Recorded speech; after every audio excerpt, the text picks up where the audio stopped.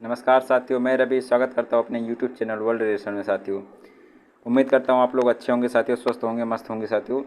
हम अपने एक प्रैक्टिस सेट के साथ यूपी पीटी के लिए जो है उसके साथ हम उपस्थित हुए साथियों, और हमें उम्मीद है कि आप इसमें अच्छा स्कोर करेंगे। हम मोस्ट इम्पॉर्टेंट जो 25 क्वेश्चन है उसको डिस्कस करेंगे साथियों।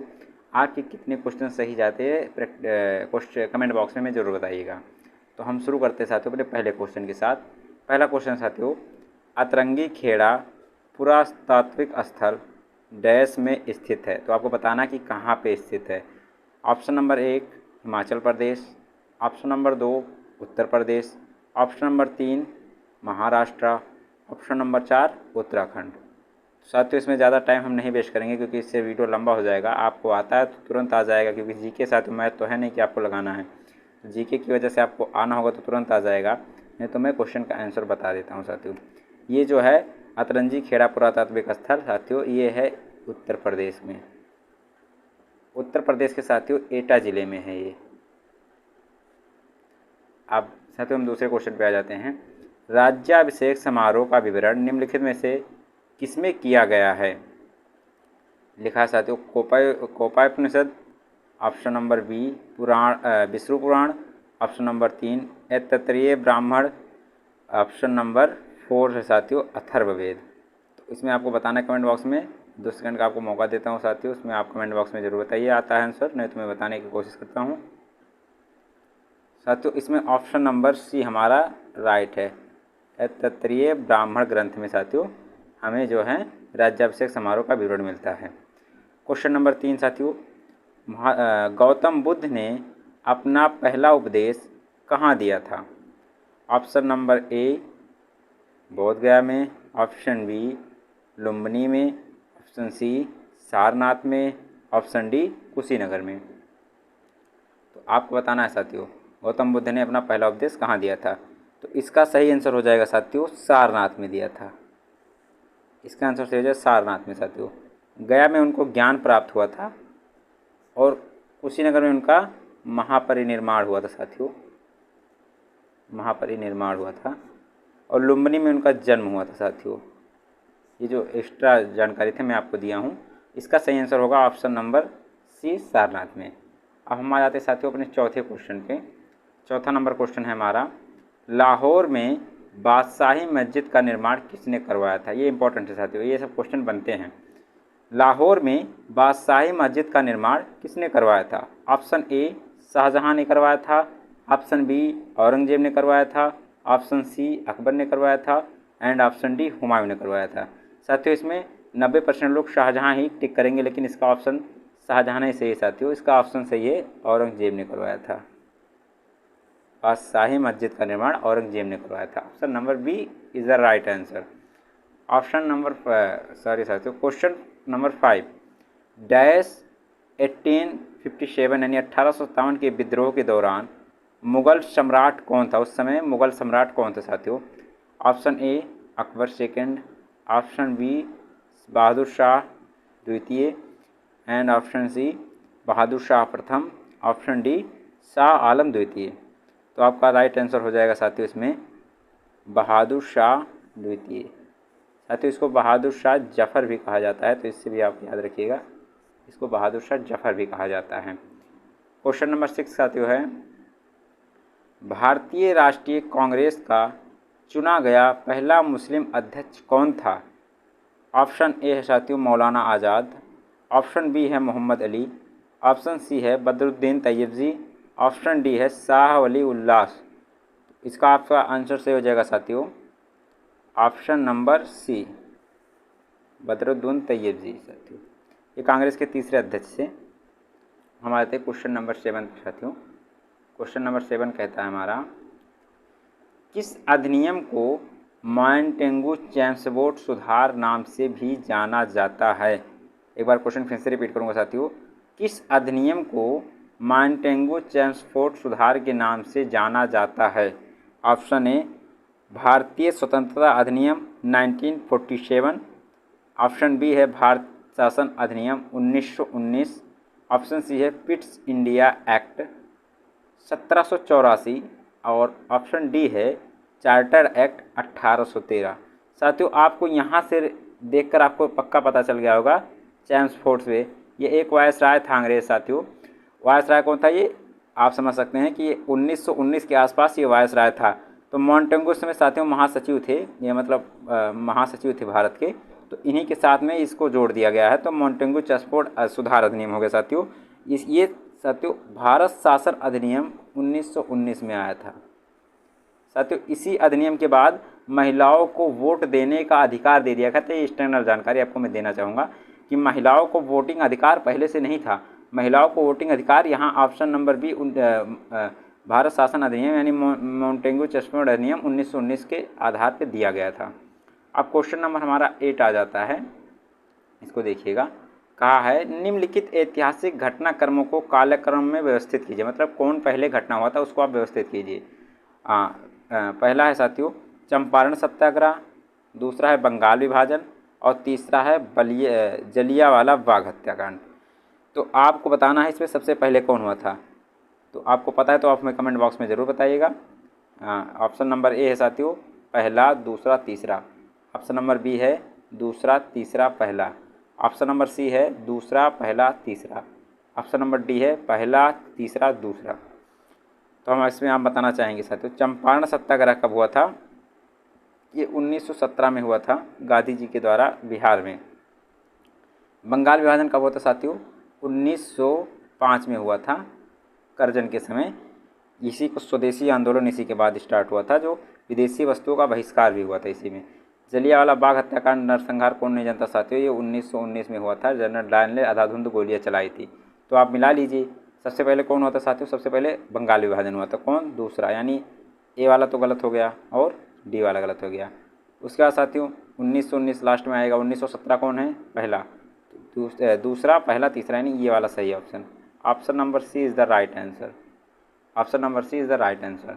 क्वेश्चन नंबर 9 है हमारा साथियों अखिल भारतीय किसान कांग्रेस के प्रथम महासचिव निम्नलिखित में से कौन थे। क्वेश्चन नंबर दोबारा सुनिएगा साथियों, अखिल भारतीय किसान कांग्रेस के प्रथम महासचिव कौन थे। ये क्वेश्चन गलत करते हैं लगभग लोग।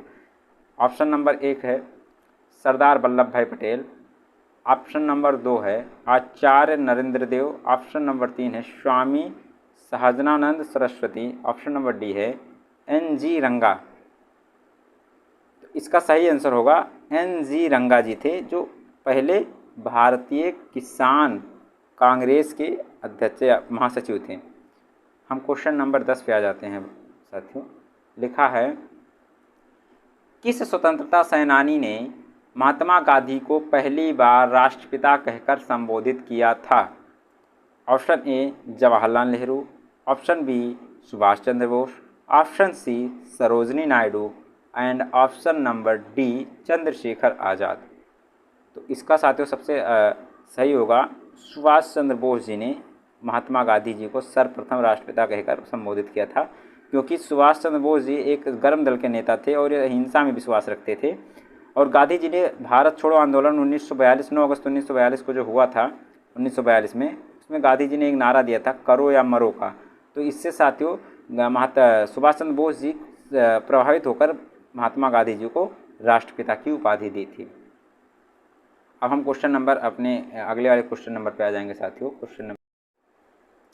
क्वेश्चन नंबर हमारा 11 है किस देश के साथ भारत की सबसे लंबी अंतर्राष्ट्रीय सीमा लगी हुई है। Option A Nepal, option B Pakistan, option C China और ऑप्शन डी नंबर बांग्लादेश। साथियों इसमें हम बताना चाहेंगे क्वेश्चन हमारा आंसर सही होगा बांग्लादेश।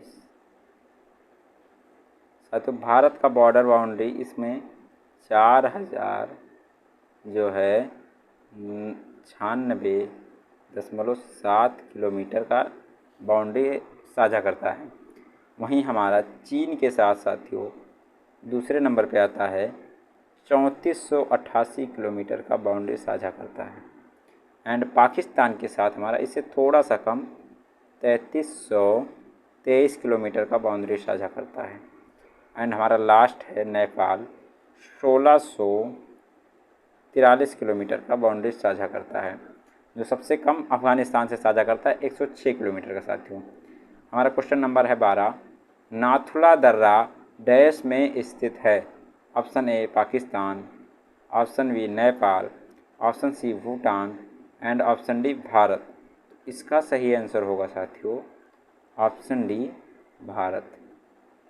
भारत और भूटान और नेपाल के बीच में साथियों सिक्किम स्टेट में पड़ता है, जो चाइना और भारत के बीच विवाद का स्थिति बना रहता है।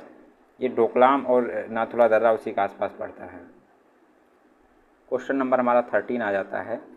13 नंबर क्वेश्चन कहता है राष्ट्रीय उद्यानों और उनके स्थानों के संदर्भ में निम्नलिखित में से कौन सा युग्म सही है?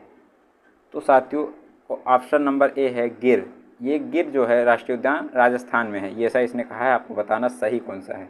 ऑप्शन बी रणथंभौर, ये महाराष्ट्र में है। ऑप्शन सी काबुल लामजाओ मणिपुर में है। Option D silent valley Karnataka में है। तो इसका आपको सही आंसर बताना है साथियों। इसका सही आंसर हो जाएगा साथियों काबुल लामजाओ राष्ट्रीय उद्यान, या फिर जो स्थान है ये मणिपुर में है। एकदम 100% सही है। गिर राष्ट्रीय उद्यान साथियों ये गलत है, ये राजस्थान में नहीं, ये गुजरात में पड़ता है गिर राष्ट्रीय उद्यान। रणथंभौर साथियों गलत है, ये राजस्थान में पड़ता है। रणथंभौर, बादीपुर, मन्नेर खट्टा ये सब राजस्थान में पड़ता है। एंड हमारा लास्ट का ऑप्शन है साइलेंट वैली, ये गलत साथियों। साइलेंट वैली केरल में पड़ता है। यहाँ पे सबसे ज़्यादा जैव विविधता पाया जाता है पूरे भारत में। हमारा क्वेश्चन नंबर 14 है सूर्य से बढ़ती दूरी के अनुक्रम में या अनुसार ग्रहों में निम्नलिखित में से कौन सा कर्म सही है? इसमें गलत नहीं कहा, सही है। तो आपको बताना है कौन सा कर्म सही है। ऑप्शन नंबर 1 है या ऑप्शन नंबर ए है बुध, शुक्र, पृथ्वी, मंगल। ऑप्शन नंबर बी है, सॉरी साथियों इसमें थोड़ा सा हमें, ऑप्शन नंबर बी है बुध, पृथ्वी, मंगल, शुक्र। ऑप्शन नंबर सी है बुध, मंगल, पृथ्वी, शुक्र। ऑप्शन नंबर डी है बुध, मंगल, शुक्र, पृथ्वी। तो आपको बताना है इसमें से कौन सही होगा। तो इसमें साथियों सही होगा ऑप्शन नंबर ए। साथियों सूर्य के बाद जो ग्रह आता है नंबर 1 पे बुध आता है, जो सबसे छोटा है साथियों, और ये सूर्य का चक्कर बहुत जल्दी लगा होता है। और हमारा उसके बाद शुक्र आता है जो सबसे चमकीला ग्रह, सबसे गर्म ग्रह है, और उसके बाद पृथ्वी अपना आता है, उसके बाद मंगल आता है। उसके बाद साथियों क्वेश्चन नंबर 15 है हमारा, आप बताइएगा कि ये कहाँ है। तो क्वेश्चन नंबर 15 हमारा कहता है कि 19 जो है ईस्ट ब्रिज कहाँ स्थित है? 90 ईस्ट ब्रिज कहाँ स्थित है? ऑप्शन ए प्रशांत महासागर में, ऑप्शन बी अंध महासागर में, ऑप्शन सी हिंद महासागर में, और ऑप्शन डी आर्कटिक महासागर में। तो इसका आंसर सही होगा साथियों हिंद महासागर में। क्वेश्चन नंबर 16 पे आ जाते हैं साथियों। क्वेश्चन नंबर 16 कहता है मिश्रित अर्थव्यवस्था क्या है? साथियों अर्थव्यवस्था 3 प्रकार की होती है। अर्थव्यवस्था नंबर 1 पे आता है पूंजीवादी अर्थव्यवस्था, पूंजीवादी अर्थव्यवस्था एक होती है पूंजीवादी साथियों, और दूसरा होता है समाजवादी दोस्तों, समाजवादी अर्थव्यवस्था, और तीसरा हमारा होता है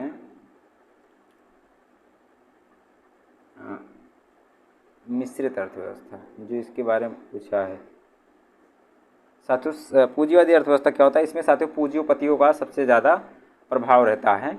और समाजवादी अर्थव्यवस्था में क्या होता है? इसमें सार्वजनिक क्षेत्र यानी सरकारी कंपनियों का बोलबाला रहता है। और मिश्रित अर्थव्यवस्था उसे कहते हैं जो इन दोनों का सहभागिता हो, मतलब इन दोनों का मिश्रण हो, तो उसी को मिश्रित अर्थव्यवस्था कहते हैं। इसमें साथियों कहा है सामाजिक क्षेत्र एवं निजी क्षेत्रों का सह-अस्तित्व। ऑप्शन नंबर बी कहता है सार्वजनिक क्षेत्र और निजी क्षेत्रों का प्रतिस्पर्धा। ऑप्शन नंबर सी क्या कहता है निजी क्षेत्र का विशेष बल। ऑप्शन नंबर डी कहता है उपयुक्त में से कोई नहीं। तो मैंने आपको पहले बता दिया साथियों ऑप्शन नंबर ए सेटिस्फाई करेगा इसके साथ। मैंने बोल दिया जिसमें दोनों हों, सार्वजनिक और निजी क्षेत्र दोनों। हमारा क्वेश्चन नंबर 17 आ जाता है, बोला है निम्नलिखित में से वर्तमान में सेबी के, ये करंट का क्वेश्चन है, निम्नलिखित में से वर्तमान में सेबी के अध्यक्ष कौन है?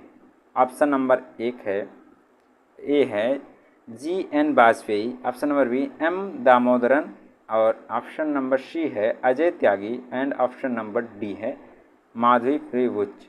तो साथियों इन्हीं को रिप्लेस करके अजय त्यागी को माधवी प्रियवुच जी पहली महिला अध्यक्ष सेबी की बन गई हैं। तो ऑप्शन नंबर डी सही हो जाएगा।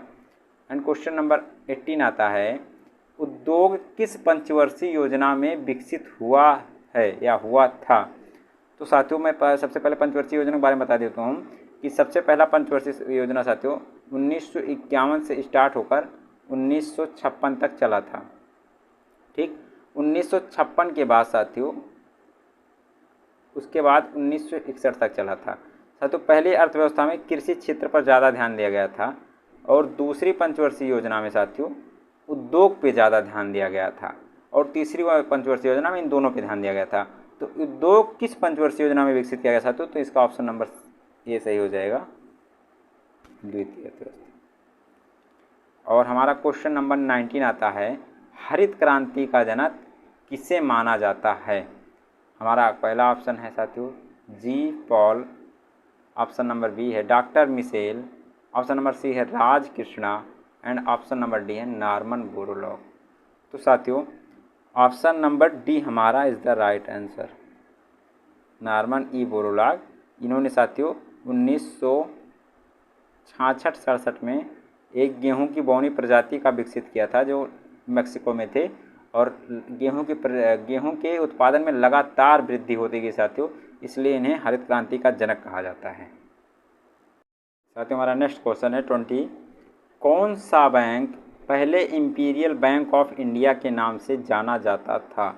Option A Reserve Bank of India, option B State Bank of India, option C Punjab National Bank, and option number D Exim bank.